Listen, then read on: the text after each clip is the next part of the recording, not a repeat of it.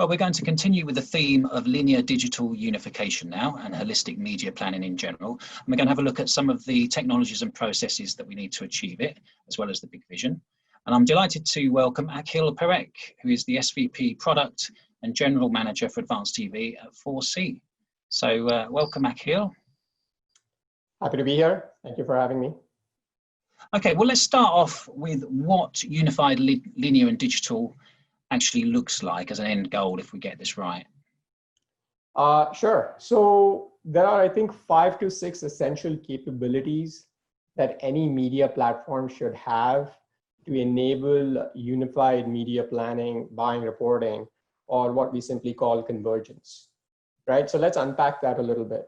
I think it starts with a robust audience management and a data function that enables the creation and deployment of very consistent definitions of audience across linear and digital, whether that is just pure age and gender based, or whether there are more strategic and advanced audiences. Second, it starts with, it goes with unified planning and campaign management functionality that essentially enables a media planner to provide their campaign objectives or business outcomes to determine ultimately what is the optimal split of budget between linear and digital across the pool of inventory that they can access. Now, this can be very nuanced, right? Because linear has several different scenarios where you have hiatus, you have scenario-based planning, you have whitelisting and spot length and creative constraints and blacklisting and do not air lists and so on. So it can get very nuanced. So having that advanced campaign management and media planning functionality that spans from linear to digital across, and ultimately that brings out the output that says, here is the optimal split of the budget between your TV and digital plan, is one of the key capabilities that one must have. Following that, there has to be automation and automated buying of the inventory against which unified planning was actually done, so that you're looking at the same view of inventory against which you're planning and activating against. And then once your campaign is mid-flight, you want to generate insights using machine learning techniques that essentially help brands understand how their campaigns are pacing against the objectives that they have defined for the campaign, and then ultimately providing them very actionable recommendations to achieve those or to stay on track for those campaign objectives. They can span from what we call in the linear world is audience deficiency units. So to identify, hey, if a linear TV campaign is going to underdeliver, are we going to find some audience deficiency units that make up for those deficiencies? Or are we going to just supplement the impressions or the reach that you're going to get within digital? So those are some of the recommendations, and ultimately, round it off with transparent campaign performance reporting based on source of truth data.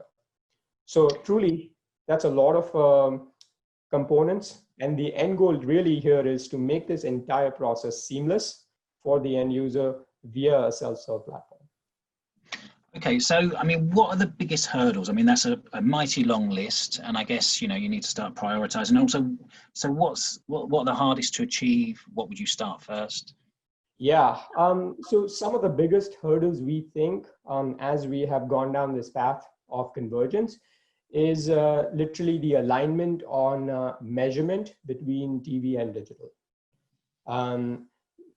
Digital is census-based, while TV is panel-based, which generates differences in targeting as well as in measurement. So there are some big challenges in terms of alignment that we have to have with the media owner and ultimately with the brand as well. So, that's one challenge. And to make sure that everybody's on the same page, we need to define those KPIs to do apples to apples comparison. The second thing is that execution on linear is much harder to automate while digital is fully automated, right? And this has also resulted in another challenge where there are different skill sets of people who are on either side, which causes difficulties in alignment. So you may have noticed, oftentimes the digital teams and the TV linear teams are often separate. The budgets are often separately managed. And while this is a changing dynamic, alignment and consolidation of those teams will need to happen for unified planning as well. And then I think largely from a buyer standpoint, they do not have the ability to plan, buy, measure linear at scale, whereas they don't face that issue on digital. So from a holistic planning perspective, they are limited to the inventory access that they have. So I just think that to recap really quick, I think the biggest hurdles I think we'll see is the alignment of measurement between TV and digital, as well as consolidation of teams and skill sets between TV and digital, which is happening.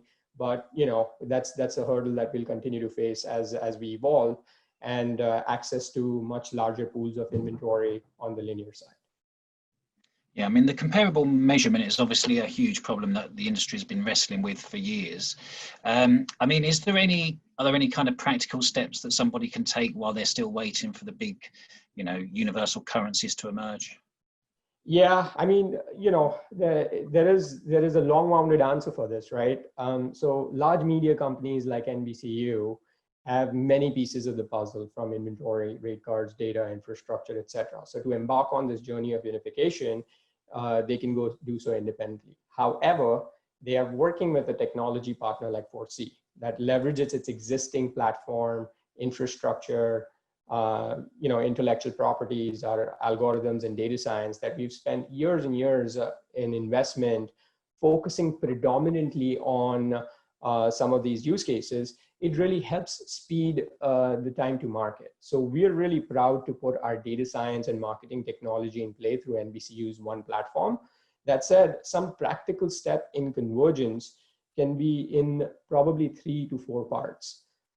Number one, I think if media owners put aggregated marketplaces together where there are larger pools of linear and digital inventory available for buyers to transact at scale, that becomes that becomes a centralized space for the buyers to come and buy linear and digital in a unified way.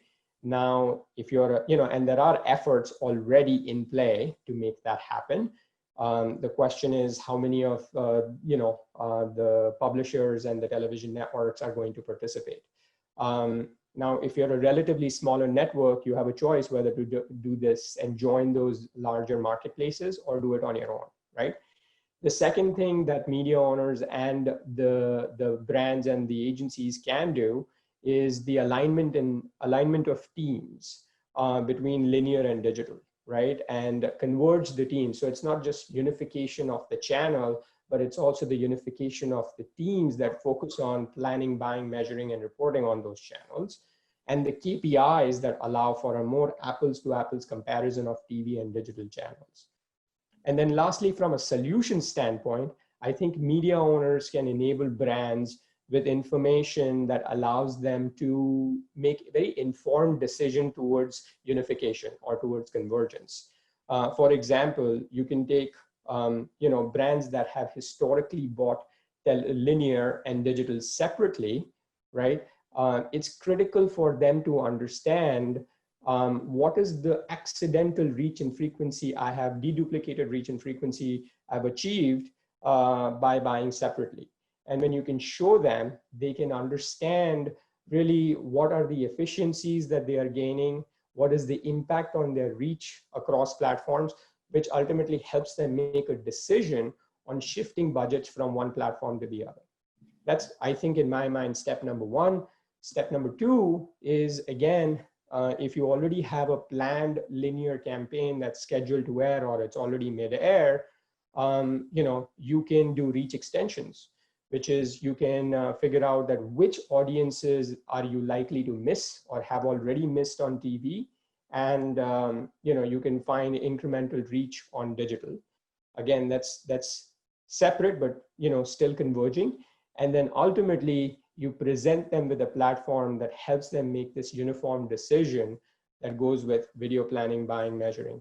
And during this process, obviously, you are figuring out as you go in terms of the KPIs, in terms of the measurement, in terms of the alignment of teams, all of these. So it's an evolution of process, but these are the practical steps that we think media owners and brands can take.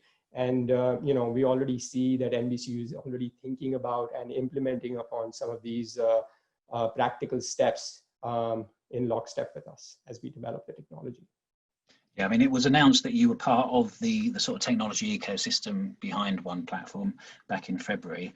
And I mean, your platform was described in the press release as a cross-platform optimizer for unduplicated reach. I mean, you went through some of the things that you can do there to deduplicate reach. I mean, so linear, people that missed it on TV, you could go after them in digital. I mean, does it ever work the other way around? I mean, would you ever have people who saw in digital and then you chase them in linear, or is it always a linear first kind of world these days?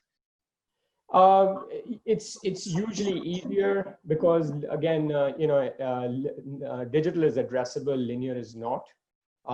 So we start with linear. We know that there is obviously a fair amount of wastage in linear, whereas in digital there is precision of targeting that you can always get.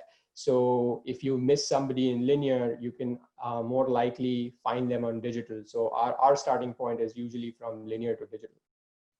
Okay, and your technology, I mean, you've been serving the buy side for a long time in terms of sort of optimizing holistic buying for marketers, and then I know the sell side have started to use it as well, as we've seen with NBCU. So I mean, just tell us a bit about what you can do for the agency or the brand in terms of helping them to sort of get a holistic picture. Yeah, so let me take half a step back and talk about Scope, which is our platform, right? And Scope is 4C's platform that's independent of media and technology companies, but it's interoperable across them and has the intelligence needed to go from insights to action throughout each layer in our vertical stack. So what does that really mean? It basically ties us back to the same layers, a few essentials that which I had talked about, which is audience management, planning, forecasting, activation, optimization, and reporting. And that's essential, is needed on any side, whether you're working on the buy side or the sell side, or the brands or the media owners. What we realized is that as we were building some of the use cases towards convergence, we realized that the media owners are thinking about the same use cases that we are thinking about and serving on the buy side. And that was sort of very opportunistic for us that, NBCU, as they were thinking about One Platform, they chose to work with us. But from our standpoint, we work predominantly with the buy side, with brands and agencies that use our platform to plan and activate media across social or digital marketplaces, television marketplaces, as well as OTT marketplaces. So we play within these ecosystems, including the closed ecosystem of the social world. Yeah, I mean, Scope is described as a sort of a platform for closed ecosystems, and you characterize TV as a closed ecosystem. I mean, what is the definition of a closed ecosystem for you? Yeah, so the closed ecosystem is essentially that, in our mind, is that the data it's a walled garden where the data for planning as well as measuring comes from the publisher, or from the publisher, essentially. So think of Facebook as a closed ecosystem, right? So if you go out to Facebook and want to plan against reach and frequency, they're going to tell you how many people you're going to reach how many times, and they're also going to provide you the report against that. What we do on top of it is we provide a unified layer of to the buyers to buy across these closed ecosystems, whether it's Facebook, LinkedIn, Pinterest, Insta, Snap, so on. And we also provide a number of optimization techniques, and such as, if you wanted to plan for reach and frequency, where your date's flexible. So think of it as if you go on a travel website and you are planning for travel for a certain time period, they often ask you, are your days flexible or is it exact? And if you provide certain parameters within which you are flexible, you may oftentimes find that your rates are cheaper, you get better reach frequency, etc. And we have lots of tools like that within our platform across these closed ecosystems to help buyers make very informed decisions. They're planning against, across these closed ecosystems, as well as TV, OTT, etc. Okay, and whether it's for the buy side or the sell side, but perhaps particularly for the sell side, when you start off on this journey, I mean, what are the most likely problems you will encounter in the early days, do you think? Yeah, we do live in uncertain times, John. With the current pandemic, there is a huge amount of uncertainty around the allocation of media dollars across platforms, right? The upfronts and the new fronts are taking place remotely. Taking a unified view of planning, buying, measuring media becomes that much more critical for both media owners and brands alike. So in the early days, I think there will be education on really how this unified process will work. Basically alignment on measurement KPIs or planning KPIs, so that there is apples to apples comparison, and then moving forward also alignments on teams post the planning phase. So planning may happen holistically between TV and linear and digital, and activation may happen separately, but then they have to come back and collaborate together to align on the measurement KPIs when the campaign is in progress or post-campaign. Okay, and the most likely early results you would see, I mean, if you start the journey from the sell side again, let's look at their perspective. If you start this journey, you sort of begin with baby steps. I mean, what are the most likely results that you can achieve as a media owner? I think what the results you can achieve is you can really identify as a media owner where your true target audience is, and place the true value on that target audience. And that ultimately helps brings advertisers closer to their audiences. So it's in the way we see it as efficiency in their inventory, bringing efficiency in their inventory, helping them monetize that inventory more effectively, and ultimately providing the most bang for the buck to the advertiser by getting them that much more precision in their targeting capabilities as well as measuring capabilities from a unification standpoint.